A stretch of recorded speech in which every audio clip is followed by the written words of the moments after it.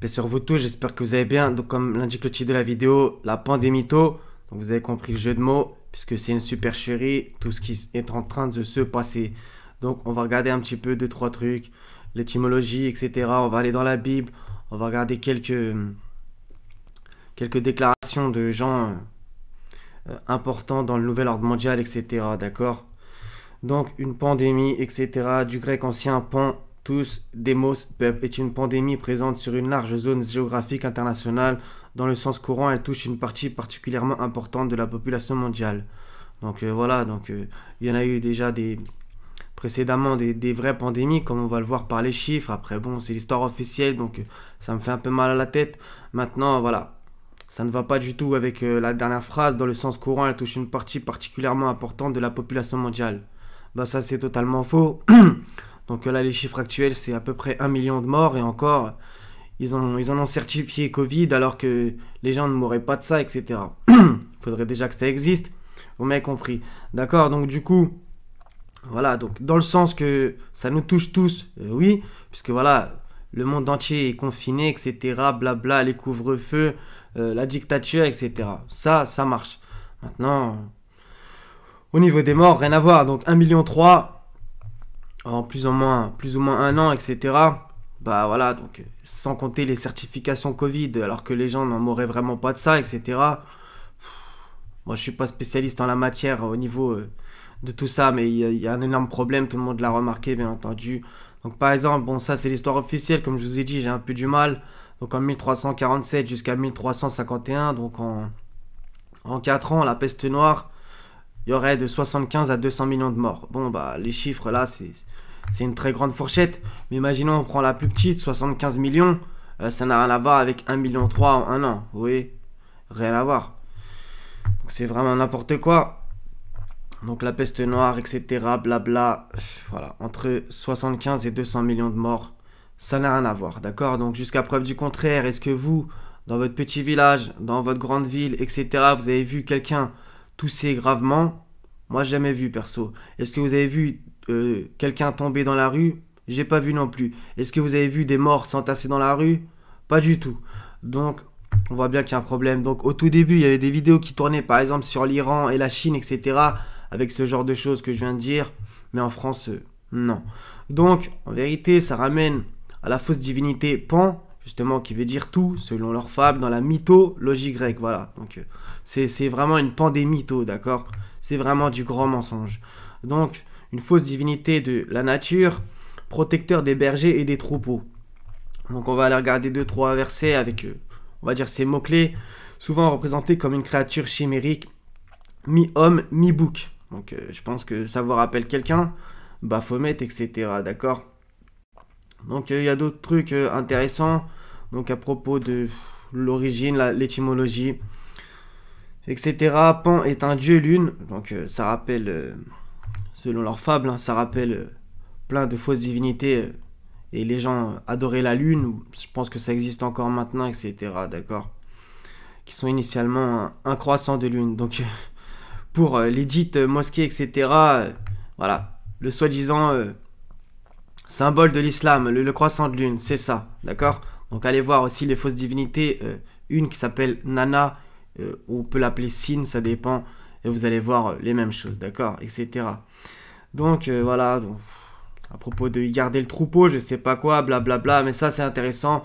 Le faux dieu de la panique, du dieu Pan, vient à l'origine du mot panikos, qui a ensuite donné panique, d'accord. Donc on va regarder juste deux, trois trucs. La panique est une terreur soudaine, dominant la pensée et le raisonnement, manifestée par une intense anxiété et une agitation frénétique liée à une réaction combat-fuite animale. Donc c'est exactement ce qui est en train de se passer. Ils mettent la panique dans le peuple, c'est le cas de le dire, etc. Vous voyez, tout le monde est masqué, la peur de l'amende, etc. Vous voyez, la panique peut survenir chez un seul individu ou se manifester soudainement dans un groupe sous le terme de panique de masse. C'est exactement ce qui est en train de se passer, etc. Le mot panique dérivé du grec, créé par le dieu Pan, la fausse divinité qui s'amusait à effrayer les troupeaux de chèvres et de moutons. Bah, j'ai l'impression que c'est en train de faire baie, d'accord? Tout le monde l'a bien vu, d'accord? Donc franchement, ça colle particulièrement. Donc justement, je trouvais un article, j'ai juste tapé panique coronavirus et voilà, ça date de aujourd'hui ou hier, publié le 23/11, d'accord? Panique à l'aéroport de Shanghai où des employés ont été testés positifs au Covid-19, soi-disant. Donc, bien entendu, on pourrait parler de qu'est-ce que veut dire Covid, qu'est-ce que veut dire Corona, etc.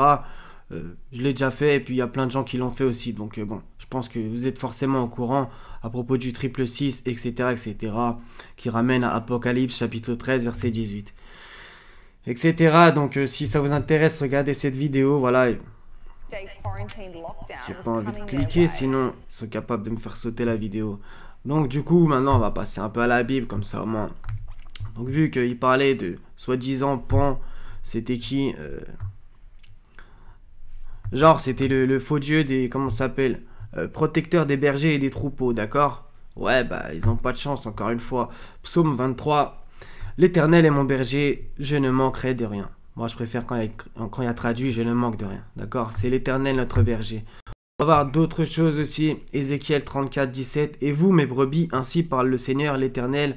Voici, je jugerai entre brebis et brebis, entre bélier et bouc. Et il y avait écrit quoi à propos, mi-homme, mi-bouc, à propos de cette fausse divinité. D'accord? Donc, c'est quand même intéressant. Bon, après, il faut vraiment comprendre que c'est des images, bien entendu. On est les brebis du Seigneur dans ce sens-là. Jésus, il a vachement utilisé cette parabole aussi dans Jean 10. Bah, regardez toutes les occurrences de rien que du mot brebis, c'est assez impressionnant. Dans toute une page. Donc on va juste réciter un petit passage qui est connu. Je suis le bon berger donne sa vie pour ses brebis. D'accord? Voilà. Il y a quoi d'autre? Matthieu 7, verset 15. Gardez-vous des faux prophètes. Ils viennent à vous en vêtements de brebis, mais au-dedans, ce sont des loups ravisseurs. D'accord? Et ouais. Donc Matthieu 25, 31 à 33, c'est très important aussi. Donc relire Matthieu 24 à propos des signes, etc. Lorsque le Fils de l'homme viendra dans sa gloire avec tous les anges, il s'assiera sur le trône de sa gloire. Toutes les nations seront assemblées devant lui. Il séparera les uns d'avec les autres comme le berger sépare les brebis d'avec les boucs. Et il mettra les brebis à sa droite et les boucs à sa gauche. Les boucs comme la fausse divinité Pan, d'accord? Donc tout ça c'est aussi bien entendu des images, etc. Mais bon. Marc 14, verset 27. Jésus leur dit, vous serez tous scandalisés, car il est écrit, je frapperai le berger et les brebis seront dispersées. Ça c'est très intéressant aussi comme... Il faut bien le méditer, ça vient à la base de Zacharie. D'accord? Quand il y a écrit dans le texte, car il est écrit, ça veut dire que c'est écrit précédemment à l'évangile, donc dans l'écriture. Luc 21, verset 9 à 11. Donc ça aussi c'est important. Quand vous entendrez parler de guerre et de soulèvement, ne soyez pas effrayés, car il faut que ces choses arrivent premièrement. Mais ce ne sera pas encore la fin. Alors il leur dit, une nation s'élèvera contre une nation, et un royaume contre un royaume. Il y aura de grands tremblements de terre et en divers lieux des pestes et des famines. Il y aura des phénomènes terribles et de grands signes dans le ciel. Donc je l'ai principalement pris pour le mot peste, qui revient pas mal de fois dans la Bible, etc. Bien entendu, on pourrait parler des plaies, etc. Donc regardons la situation en ce moment, j'ai l'impression qu'on est en train de vivre un peu comme ce qui se passe dans le livre de Jérémie par exemple. En fait c'est un peu un mix de tout en vrai. Le livre de Jérémie, on pourrait voir aussi comme les plaies d'Égypte, etc. C'est quand même un espèce de mix. J'ai l'impression qu'on vit aussi Matthieu 24, etc. D'accord? Après on va passer à la toute fin avec un verset dans Ésaïe à propos de la parole que Macron a dit voilà, dès la première fois là, vers le 16 mars, etc., lors de son discours, nous sommes en guerre, etc. Et vu que son parti s'appelle La République En Marche, mais le plus important c'est En Marche, vous allez voir que ça revient dans un verset, tout ce qu'il dit. D'accord, donc maintenant on passe vite fait à quelque chose, donc à propos de... C'est un monsieur qui s'appelle Alexandre Adler, une pandémie annoncée depuis longtemps dans son livre Un rapport de la CIA, je sais pas quoi. Comme on va le voir juste après. J'ai pas fait ça dans l'ordre. Donc là, ça c'est Attali qui parle. Donc déjà, quand on voit sa position avec le bras sur le coude, etc., je vous conseille de faire votre recherche sur les symboles maçonniques, etc., des positions, des gestes, etc. Donc avancer par peur, donc ça date d'il y a très longtemps, hein. 13 mai 2009, etc., d'accord. La pandémie qui commence pourrait déclencher une de ces peurs structurantes, etc., donc, des mesures policières très rigoureuses ont été prises dans toute l'Asie. Bon, là, je lis juste les paroles soulignées en rouge, hein. Etc. Une pandémie majeure ferait surgir la prise de conscience de la nécessité d'un altruisme au moins intéressé. Bon, dans l'altruisme, vous pouvez le supprimer. Voilà. ferait surgir la prise de conscience de la nécessité. Voilà, c'est... En gros, voilà, il avait aussi dit, après j'arrive pas vraiment à retrouver l'article, que en gros, une pandémie servirait, etc. Dans le sens, d'accord. Donc voilà, donc... Or, on en viendra alors beaucoup plus vite que que ne l'aurait permis la seule raison économique à mettre en place les bases d'un véritable gouvernement mondial. Donc ceux qui nous traitaient de blablabla pendant des années, oui, gna gna gna gna gna gna, bah là, le nouvel ordre mondial, tout le monde est en train de le bouffer. D'accord. Donc justement, on revient à... Maintenant, on va regarder un peu Klaus Schwab. Le monde ne reviendra jamais à la normale après le soi-disant Covid, etc. D'accord. Donc je pense que tout le monde l'avait compris, enfin beaucoup. Pour ceux qui ne l'ont pas compris, je pense que là, pour le coup, il a totalement raison, à moins que le Seigneur en décide autrement. Beaucoup d'entre nous se demandent quand les choses reviendront à la normale, écrit Schwab. La réponse courte est jamais. Rien ne reviendra jamais au sens de normalité, etc. D'accord. C'est évident ça, vous le voyez bien. Contrairement à certaines épidémies passées, le Covid-19 ne constitue pas une nouvelle menace existentielle. Il le dit clairement, c'est pas une menace ce bordel, d'accord. On l'a vu avec la peste, si on part dans l'histoire officielle, rien à voir. Entre 75 et 200 millions de morts en 4 ans. Regardez le chiffre, sans compter le fait que, à l'époque, si encore on parle une fois dans l'histoire officielle, ils étaient sûrement moins nombreux que maintenant, d'accord. Donc là, si on fait un petit calcul approximatif, il y a eu soi-disant 1 million de morts. Allez, on va dire qu'il y a eu 1 million de morts du Covid, soi-disant. On est soi-disant 7 milliards, on va arrondir à ça. Bah, sur 7 milliards, ça fait quand même une personne sur 7000 qui en meurt du truc. Une personne sur 7000. Alors que quand on revient à la peste, ils disent que c'était entre 25 et je sais pas combien de pourcents de la population européenne qui en est mort. De 25 à 50, un truc dans le genre. Bon, je vérifie, comme ça je dis pas n'importe quoi. Elle a tué de 30 à 50% des Européens en 5 ans. Voilà, j'avais dit 4, mais 5 ans, d'accord.